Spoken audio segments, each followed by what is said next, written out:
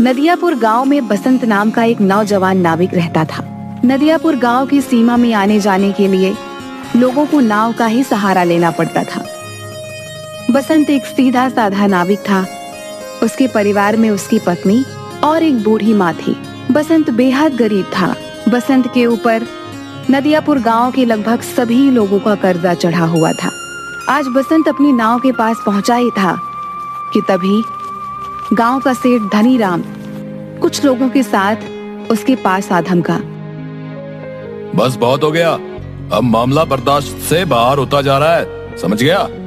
पूरे 6 महीने हो गए मुझे बेवकूफ बनाते हुए तुझे। आज मैं अपने पैसे ले जाकर ही रहूंगा, समझा?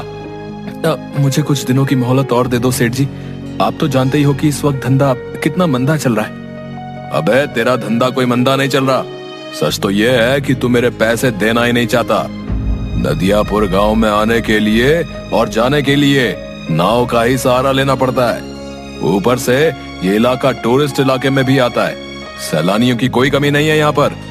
तेरा धंधा मंदा कैसे बढ़ सकता है बे? सेठ जी, सारे गांव वाले जानते हैं कि मेरी किस्मत कितनी फूटी हुई है। मैं बड़ी मेहनत से पाई पाई इकट्ठा करता हूँ, लेकिन वो पैसे किसी न किसी वजह से मुझसे खर्च हो जाते हैं। बसंत पर सेठ धनीराम बसंत का मजाक उड़ाते हुए अपने लोगों को देखकर बोला। रे सुना तुम लोगों ने, ये बड़ी मेहनत से पाई पाई जोड़कर रकम इकट्ठा करता है और इसे खुद नहीं पता कि इसके पैसे कहाँ खर्च हो जाते हैं बे? इतना कहकर धनीराम गुस्से से बसंत की ओर देखकर बोला। ये क्यों नहीं कहता कि तू एक नंबर का अय्याश है, सारे पैसे अय्याशी में खर्च कर देता है। बेवकूफ आदमी, तुझे कोई और नहीं मिला बेवकूफ बनाने के लिए, है बे? नहीं नहीं, ऐसा मत कहिए सेठ जी। नदियापुर के सारे लोग जानते हैं कि मैं कितना शरीफ हूँ। मेरे घर में मेरी पत्नी और मेरी बूढ़ी माँ रहती है। मैंने तुझसे ये नहीं पूछा कि तेरे घर में कौन कौन रहता है, समझ गया? अरे तेरे घर में तेरी बूढ़ी माँ रहे या तेरी पत्नी, मुझे इससे क्या? मुझे तो बस मेरे पैसे से मतलब है। और रहा सवाल तेरे शरीफ होने का, अरे तूने तो सारे गांव से कर्जा ले रखा है और जहां तक मुझे जानकारी है तूने किसी के पैसे नहीं चुकाए। मुझे थोड़ी सी मोहलत और दे दीजिए सेठ जी। मैं वादा करता हूँ कि मैं आपकी एक एक पाई चुका दूंगा। ठीक है, लेकिन इस बार मैं तुझे 10 दिन से ज्यादा की मोहलत नहीं दे सकता। 10 दिन के अंदर अंदर अगर मुझे मेरे पैसे नहीं मिले ना, तो मैं तेरा मकान तुझसे छीन कर तुझे धक्के देकर तेरे मकान से बाहर निकाल दूंगा। समझ में आ गई? इतना कहकर धनीराम वहाँ से चला गया और बसंत अपना मुंह लटकाते हुए अपने काम पर लग गया। शाम को थका हारा बसंत जैसे ही अपने घर पर पहुँचा, उसकी पत्नी बोली। आ गए सेठ जी घर पर? आपके पीछे बहुत सारे मेहमान आपको पूछते हुए आए थे। उन्होंने आपका काफी देर तक इंतजार किया और बेचारे इंतजार करके बहुत थक गए। अभी कुछ देर पहले ही गए हैं। झुमकी, मैं जानता हूँ कि तुम किन की बात कर रही हो। जब तुम सारी बातें जानते ही हो तो फिर उन सबके कर्जे क्यों नहीं चुका देते? तुम अच्छी तरह से जानती हो झुमकी, पिछले कुछ सालों से मेरे साथ क्या हो रहा है। मैं जब भी कुछ पैसे जमा करता हूँ वो किसी न किसी तरह से खर्च हो जाते हैं। पिछली बार माँ का पैर टूट गया था, उसके इलाज में कितने पैसे खर्च हो गए। उसके बाद चोट लगने से तुम्हारी पसली फ्रैक्चर हो गई थी, उसके इलाज पर कितने पैसे खर्च हो गए। मैं तुम्हारी बातों को समझती हूँ, लेकिन गांव वाले इस बात को नहीं समझते। उन्हें तो बस अपने पैसों से मतलब है और आखिरकार वो तुमसे कब तक पैसे नहीं मांगेंगे।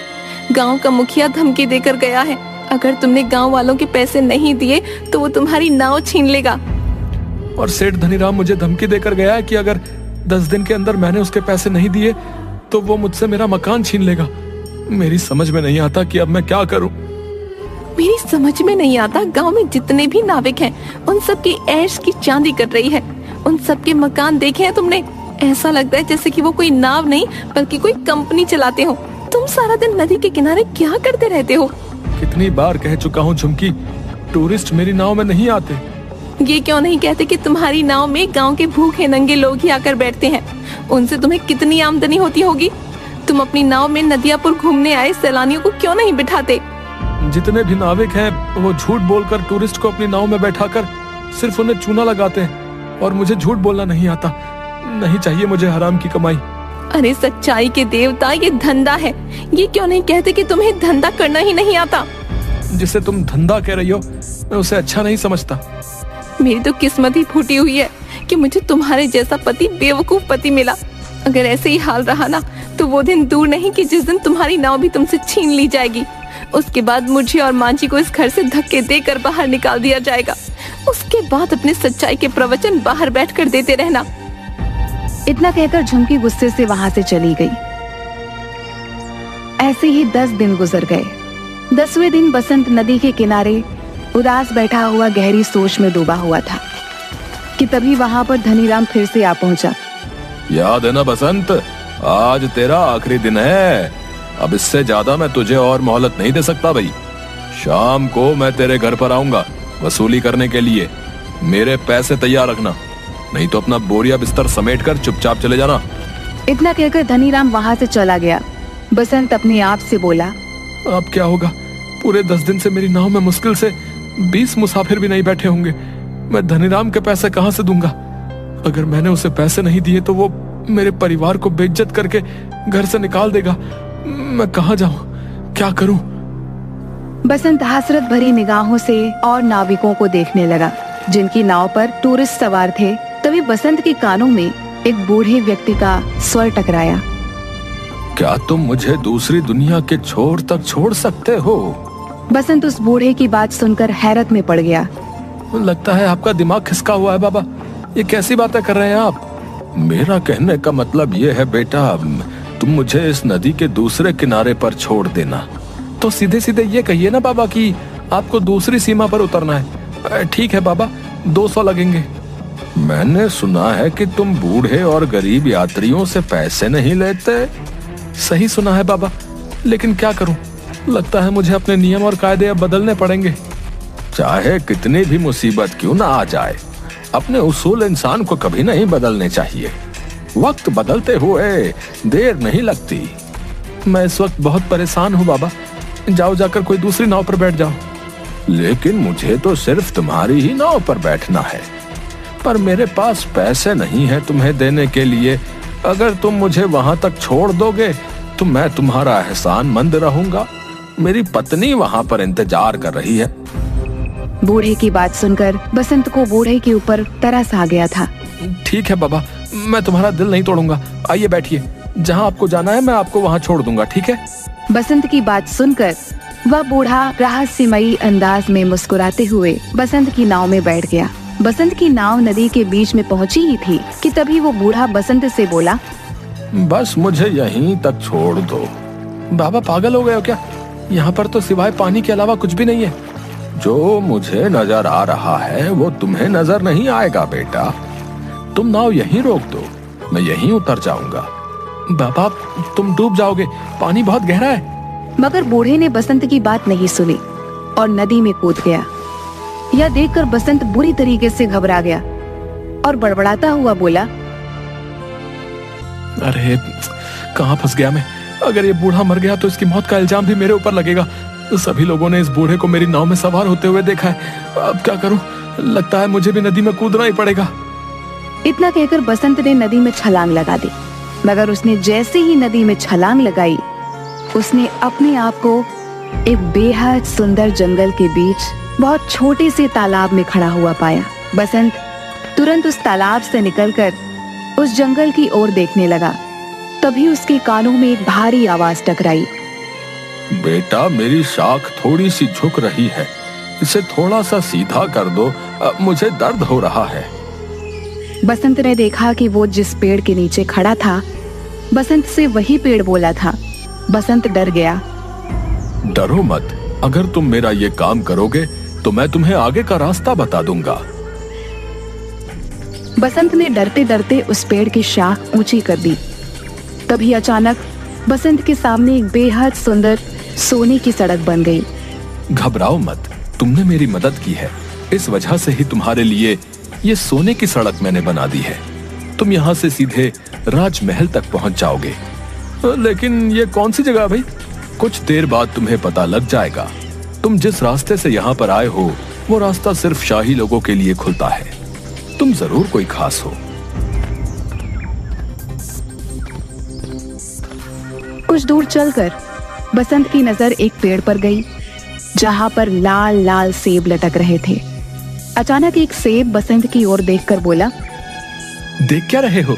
अगर तुम्हें भूख लगी है तो मुझे खा लो। अरे वाह, ये मैं कहाँ आ गया?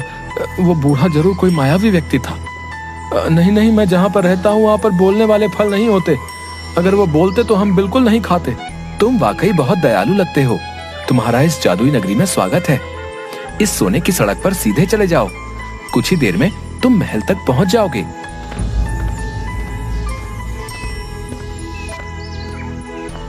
कुछ ही देर में बसंत एक आलीशान महल के सामने पहुंच गया। तभी उसके कंधे पर पीछे से किसी ने हाथ रखा। बसंत ने देखा तो सामने वही बूढ़ा खड़ा उसे देखकर मुस्कुरा रहा था। कौन हो तुम और ये कौन सी जगह है? अचानक वह बूढ़ा एक बेहद सुंदर राजकुमार में तब्दील हो गया। ये सारा का सारा राज्य मेरा है। तुम पृथ्वी पर नहीं बल्कि दूसरी एक जादुई दुनिया में हो।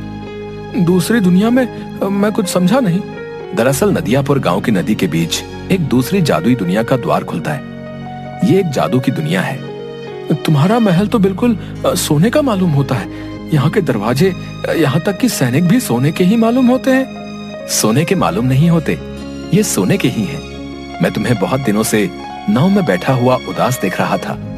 मैं जानता हूँ कि तुम बहुत अच्छे स्वभाव के हो और तुम्हारी दुनिया में अच्छे व्यक्तियों के साथ अच्छा बर्ताव नहीं होता, जबकि हमारी दुनिया में ऐसा बिल्कुल नहीं होता। इसलिए मुझे लगा तुम्हारी मदद करनी चाहिए। इतना कहकर वो राजकुमार बसंत को महल के अंदर की ओर ले गया, जहां पर सोने के सिक्कों के ढेर लगे हुए थे। ये सारे सोने के सिक्के तुम्हारे हैं। तुम्हारी जितनी मर्जी हो यहाँ से ले जा सकते हो और तुम जब चाहो यहाँ पर आ सकते हो। मगर याद रखना, तुम्हें इस बात को हमेशा रहस्य ही रखना होगा। यहाँ तक कि तुम्हें अपनी पत्नी और माँ को भी इस बारे में कभी नहीं बताना। जिस दिन तुम इस राज को छुपाने में नाकामयाब हो जाओगे, तुम्हारे लिए इस दुनिया के द्वार बंद हो जाएंगे, क्योंकि ये यहाँ का नियम है।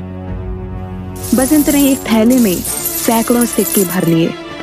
वो राजकुमार उसे उसी जादुई पेड़ के पास मौजूद उस छोटे से तालाब पर ले आया। तुम इस तालाब में कूद जाओ, तुम अपनी नाव में दोबारा वापस पहुंच जाओगे। बसंत जैसे ही उस तालाब के अंदर कूदा, उसने दोबारा खुद को नदी के बीच में पाया। बसंत उसी दिन वो सारा सोना शहर में बेच आया और उसने गांव में सबके कर्जे चुका दिए।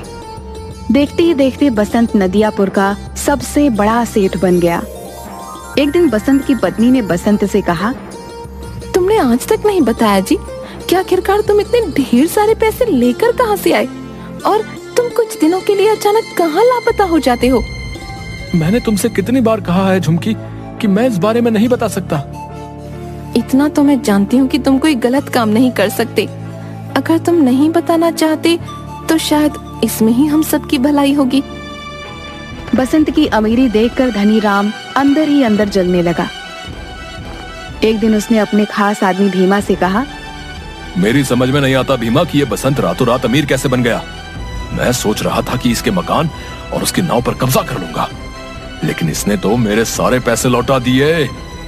सिर्फ आपके ही नहीं सेठ, उसने सारे गांव वालों के पैसे लौटा दिए।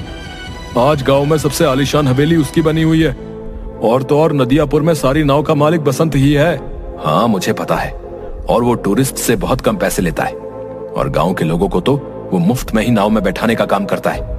मेरा धंधा भी चौपट हो गया। दाल में जरूर कुछ ना कुछ काला है। जाओ जाकर पता करो कि आखिर माजरा क्या है। जाओ। मैंने पता कर लिया है। क्या मतलब? कुछ दिनों पहले मैं उसका चुपके से पीछा कर रहा था। अचानक मैंने देखा कि वो बीच नदी में कूद गया और कुछ ही घंटों के बाद वो वापस आ गया। उसके हाथ में एक थैला था जो सोने से चमक रहा था।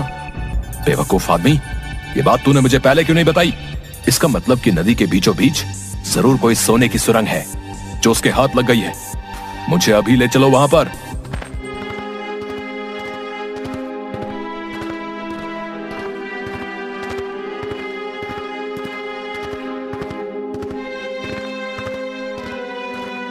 कुछ ही देर में सिर्फ धनी राम और भीमा नदी के बीच पहुंच गए।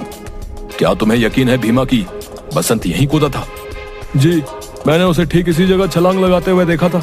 तो फिर देर किस बात की है भीमा? चलो अब हम दोनों साथ साथ कूदकर उस सोने की सुरंग में पहुंच जाते हैं और सारा का सारा सोना आज ही निकाल लेते हैं। आपने तो मेरे मुंह की बात छीन ली। इतना कहकर वह दोनों नदी में कूद गए। अचानक बहुत तेज एक पानी की लहर आई। भीमा और धनीराम डूबकर मर गए। बसंत ने आज तक उस रहस्यमयी कहानी के बारे में किसी को नहीं बताया था।